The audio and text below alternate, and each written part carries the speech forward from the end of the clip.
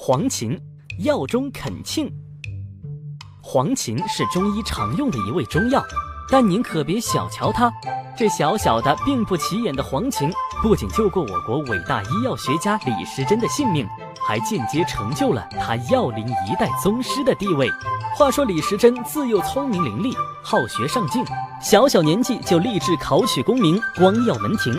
可天有不测风云，李时珍在16岁那年却突患疾病，咳嗽不止，并且久治不愈，就连身为名医的父亲也束手无策。好在天无绝人之路，有天村子里来了位白发长髯、仙风道骨的游方道士。李时珍的父亲听闻这位道士有办法能治疑难杂症，便急忙把他请到家中给儿子看病。道士给李时珍号了脉象之后，屡屡长髯说道：不妨，此病只需服用黄芩30克，加水2盅，煎至1盅，服用半月即可痊愈。李时珍的父亲依照道士所说，按方煎药给李时珍服用。半月过后，李时珍果然身热全退，痰多咳嗽的症状也随之消失了，身体逐渐恢复了健康。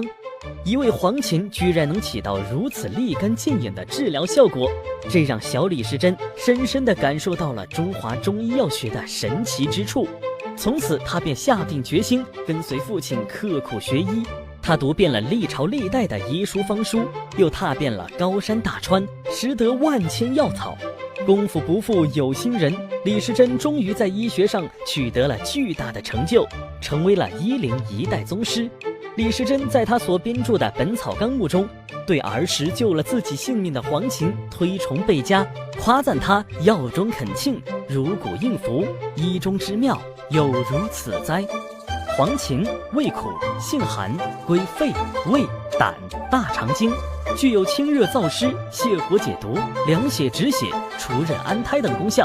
常用于湿温暑温、胸闷呕恶、湿热脾满、泄痢黄疸、肺热咳嗽、高热烦渴、血热吐衄、臃肿疮毒、胎动不安等症。